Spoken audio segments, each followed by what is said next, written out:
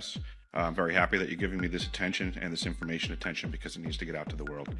I will start, since we have to be brief. I have already given all pertinent information and supporting documentation to the Senate Intelligence Committee and AARO. They informed me that all of my information will be recorded for public record and shared with Congress. It is that important. In 2010, I was selected to go down to the South Pole Station in Antarctica for an entire year by Raytheon Polar Services as an employee of a third-party contractor for the National Science Foundation. I function in a dual-role capacity as a tradesman and a firefighter. My responsibilities required me to be more informed than most of my crew and offered me complete access to the facilities. What I learned from this unique experience needs to be shared with the entire world. The technology at the South Pole Station certainly can do what it is presented as its primary purposes, and unfortunately, much more. The Ice Cube Neutrino Detector is presented as a passive listening device for the purposes of the science as presented. But I'm going to skip right through the chase, folks. I have provided documentation that proves that the 5,160, what they call DOMs, that are embedded in the ice can actually transmit at 2,047 volts each. That gives us a long list of things to consider. It is effectively a multifaceted directed energy weapons platform that I will list rapidly a few things that it can do. Vehicle detection. We're learning that these off-world craft, on-world craft, ours or other nations, are also emitting neutrinos. So this makes the South Pole Station effectively an air traffic control station for this new level of equipment that nobody's discussing. In addition to the ability to detect neutrinos and the exotic vehicles, I have provided documentation that shows that this is also a system for faster than light communications. In the past, Gary McKinnon has hacked NASA, found the off-world fleet, the list of captains, and it's apparent that if we have faster-than-light vehicles moving throughout the system, we're going to need faster-than-light communications. This is that facility. Unfortunately, I have other bad news.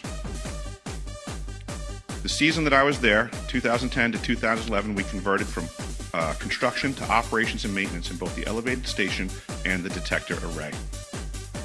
Unfortunately, when they first fired it up, that was when we had the earthquakes in Christchurch, New Zealand. There was 2 incidental shots before they were able to target it correctly.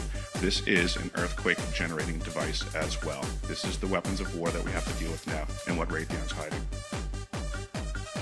There's an ELF system at the South Pole Station that when I arrived, I was told it was off, dismantled, and completely defunct. In my work, I will rapidly just tell you, I had to figure out the circuitry for certain other repairs, and I found that this system is in fact completely energized, up and running, and being utilized with the other systems for nefarious purposes as well. The Atmospheric Research Observatory is in what we call the clean air sector. I witnessed myself a very powerful green laser shooting out of the top of this facility into the cosmos. This, I believe, is a secondary form of long-range communications and or a defense system. I am not saying that we need to be scared of anything that's out there, but please understand the military-industrial complex is happy to invest all of your money in alleviating their fears. A question of power comes into play for all of these facilities that are present. I assure you, I knew what was going on, I knew the load demands of the facility, and all of these new items exceed the demand for the systems that I was presented.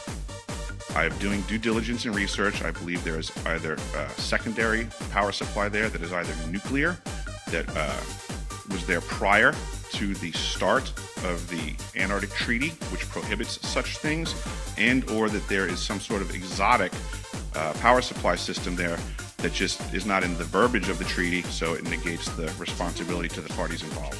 I think that pretty much covers it for time. If anybody wants to find out more, I have a website where all this information is at for brevity. I'll wrap it up, but you can go to deciphering.tv. I've documented all of this stuff, and information is available. I grab the guy in my pool. You see me struggle, so you wake me up.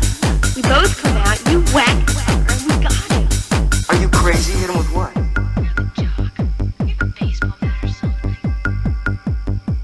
Just meet me at my place tonight. Oh, and meanwhile,